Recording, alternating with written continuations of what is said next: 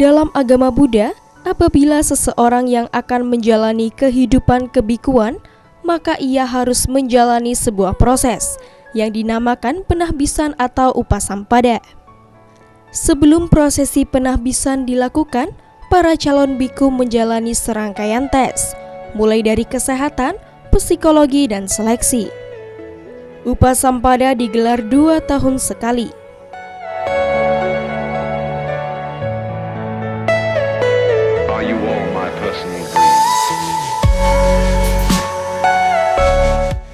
Prosesi penahbisan diawali dengan mencukur rambut para calon biku, tanda melepas keduniawian. Mereka pun menerima jubah biku. Jubah itu dikenakannya saat upasampada. Sambil membawa amisa puja, para calon biku mengelilingi Uposatagara, diikuti para orang tua atau sponsor. Prosesi upacara penahbisan berlangsung dalam ruang Uposatagara.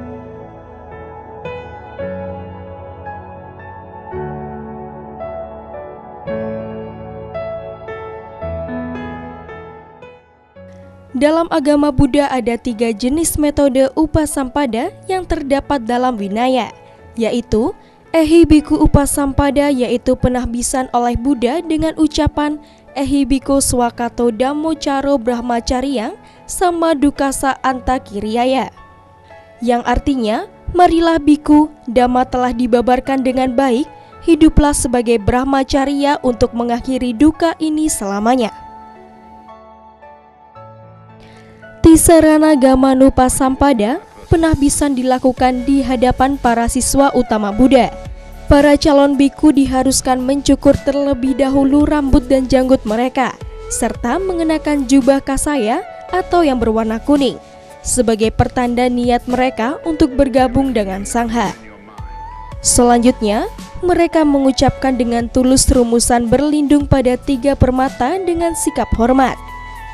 Setelah melakukan tata cara ini, calon biku diterima dan bergabung dengan Sangha sebagai biku seutuhnya. Oleh karena itu, penahbisan semacam ini disebut Tisarana Gamanupasampada, yang berarti penahbisan dengan berlindung pada 3 permata.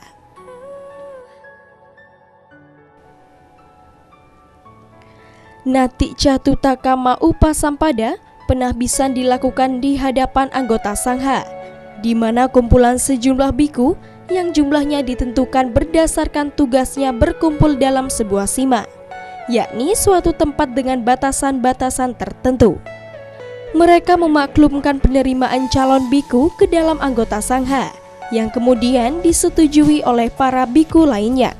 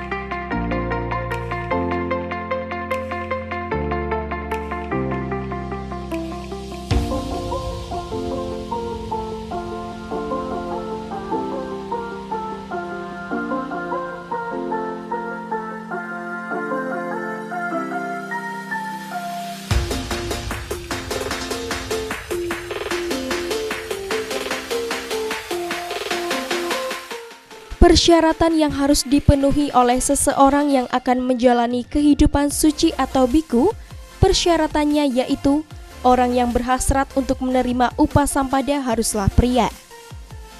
Ia harus mencapai usia 20 tahun sebagaimana yang disyaratkan, di mana usia ini dihitung semenjak mulainya pembuahan atau dengan menganggap bahwa janin berada dalam kandungan ibunya selama 6 bulan, menurut penanggalan lunar.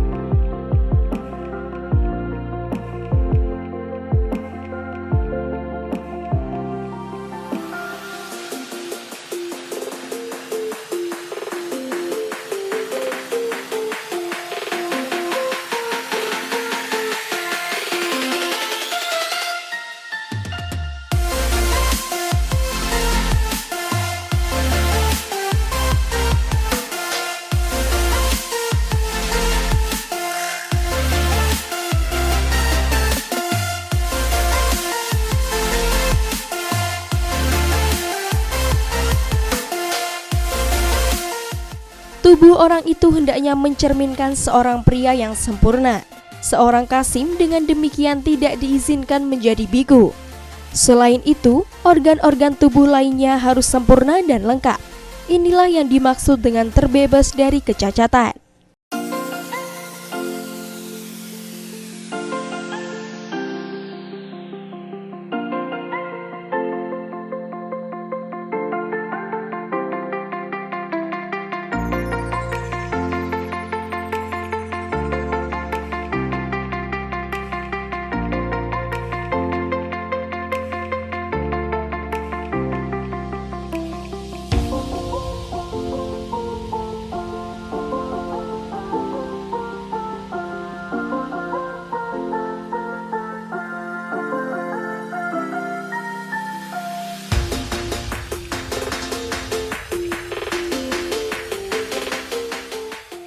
Ia hendaknya tidak pernah melakukan kejahatan-kejahatan sangat berat, seperti membunuh ibu, membunuh ayah, dan lain sebagainya. Ia hendaknya tidak pernah melakukan pelanggaran-pelanggaran yang dianggap berat oleh Buddha Sasana, seperti melanggar aturan-aturan parajika sebelum ditahbiskan sebagai biku, atau kendati ia sebelumnya pernah menjadi biku, tetapi memiliki pandangan salah dan menganut keyakinan lainnya.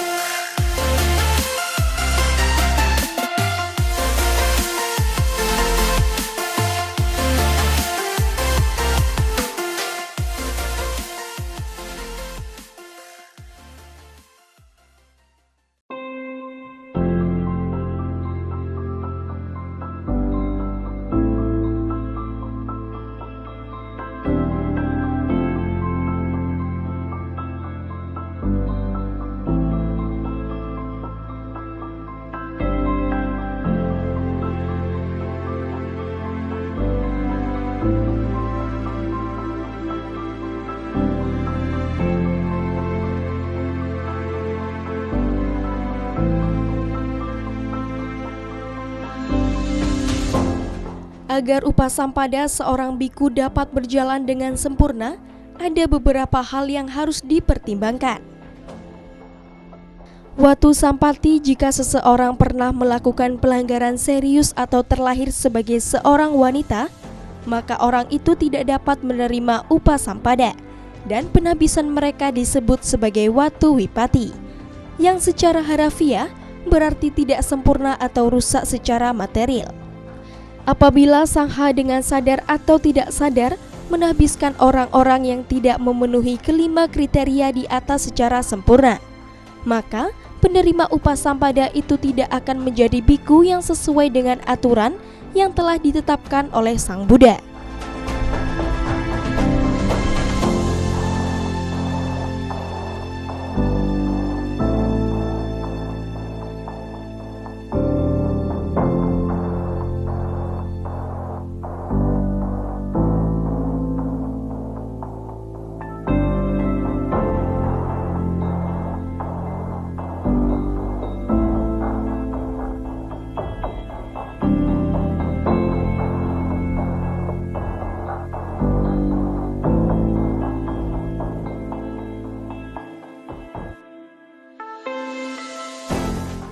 Parisa sampati.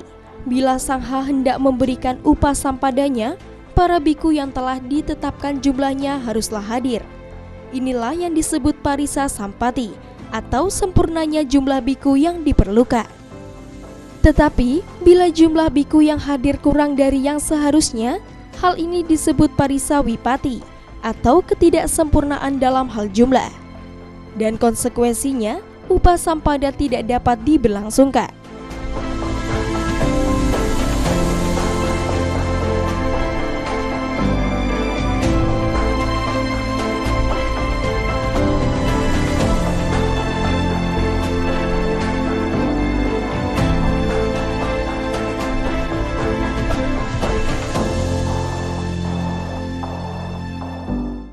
Sima sampati. Upasampada adalah suatu kegiatan di mana seluruh biku harus berperan serta di dalamnya. Apabila di dalam suatu daerah yang telah ditentukan batas-batasnya atau sima, terdapat biku-biku dengan jumlah lebih banyak dibandingkan dengan yang ditetapkan. Tetapi mereka tidak seluruhnya mengikuti acara upasampada itu dan tidak pula peduli dengannya. Maka meskipun jumlah biku telah memadai, upasampada tetap tidak dapat diberikan. Inilah yang disebut dengan sima wipati atau ketidaksempurnaan dalam hal sima. Karenanya, anggota sangha dengan jumlah yang sesuai dengan ketentuan haruslah berkumpul dalam suatu tempat yang telah ditetapkan batas-batasnya pula. Dengan demikian, barulah upasampada akan menjadi sah, di mana hal ini disebut sebagai sima sampati atau sempurnanya sima.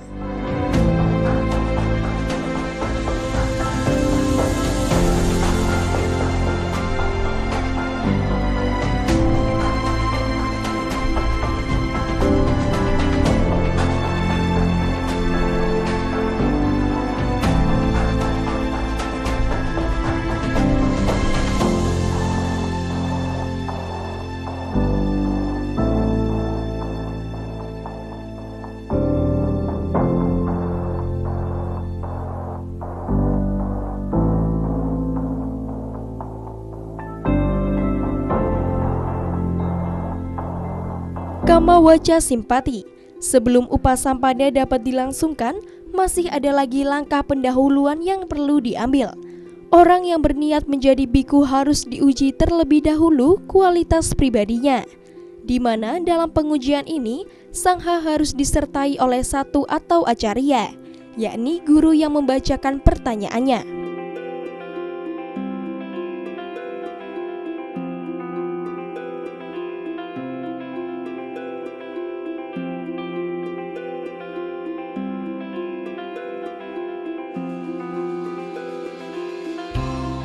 Sangha yang hendak memberikan upasampada harus melaksanakan berdasarkan kelima sampati ini, sehingga tata cara penabisan tersebut selaras dengan apa yang telah ditetapkan oleh Sang Buddha.